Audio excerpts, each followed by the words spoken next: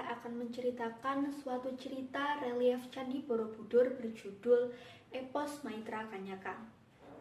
Dahulu kala, di kota Benares, hiduplah sepasang suami istri yang saat itu istrinya sedang mengandung.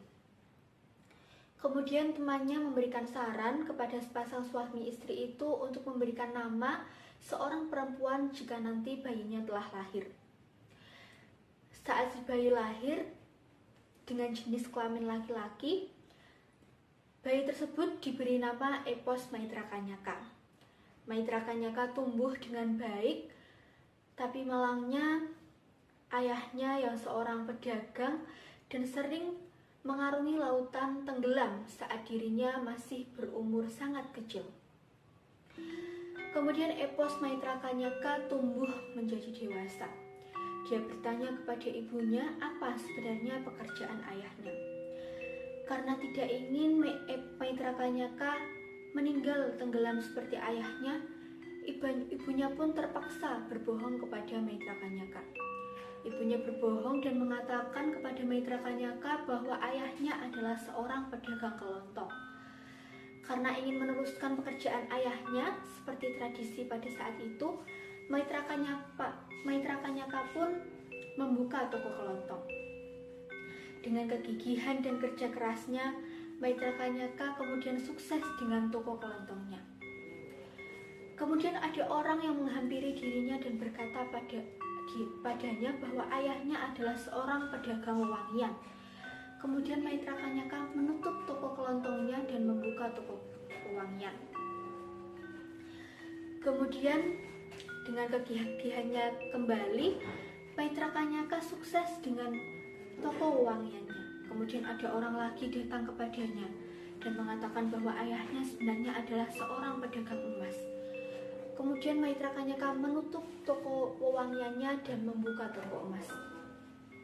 Setelah membuka toko emas, Maitra Kanyaka kembali memperoleh kesuksesan. Lalu pedagang yang ada di sekitarnya iri dengan kesuksesan yang terus diraih oleh Maitra Kanyaka.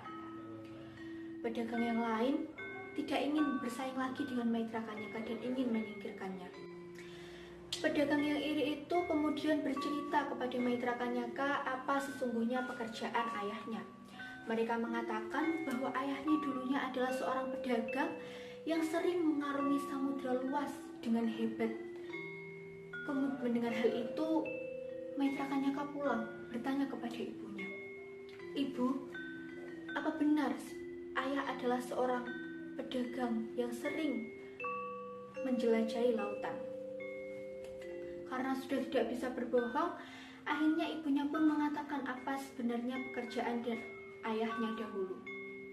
Kemudian Maitra Kanyaka marah. Dia pun bergegas dan bersiap-siap untuk menjadi seorang pelaut yang hebat.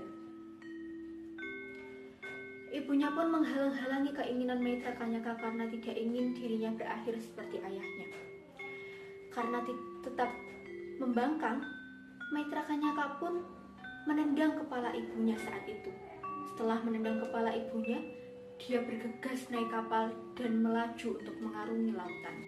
Di tengah-tengah lautan, kapal Maitra Kanyaka hancur dihantam oleh ikan yang sangat besar.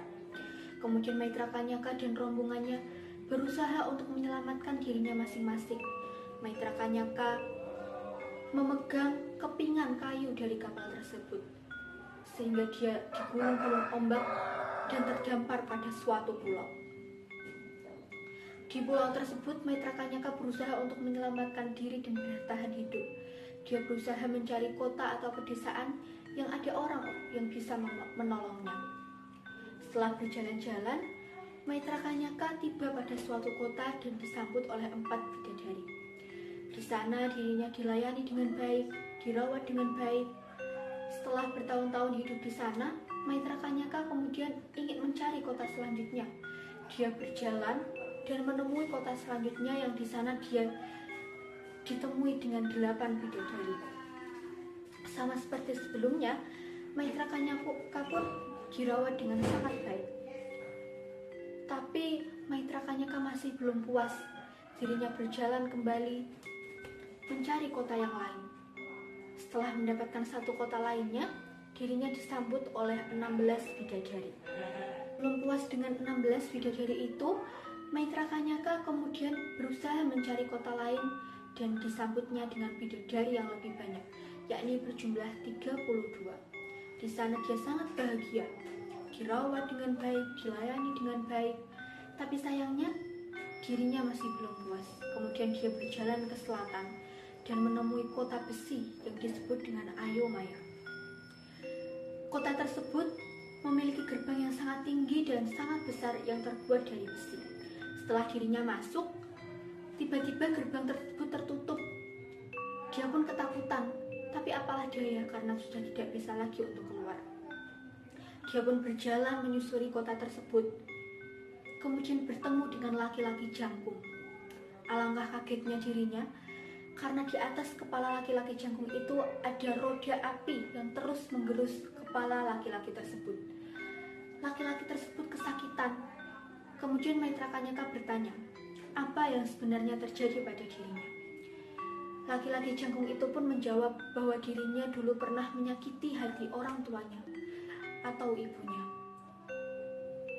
Seketika Maitrakanyaka ingat telah menendang kepala ibunya. Kemudian roda api itu berpindah dari kepala jangkung menuju kepala Maitrakanyaka. Laki-laki jangkung itu kemudian berkata kepada Maitrakanyaka bahwa roda api itu akan berada di kepalanya hingga 60.000 tahun, sampai ada orang lain yang melakukan hal yang sama dengan Maitrakanyaka. Mendengar hal itu, dalam hati dia berkata bahwa jangan sampai ada lagi orang yang menyakiti ibunya. Berkat rasa welas asihnya, Maitrakanyaka kemudian meninggal dan terlahir kembali di sebuah surga. Terima kasih.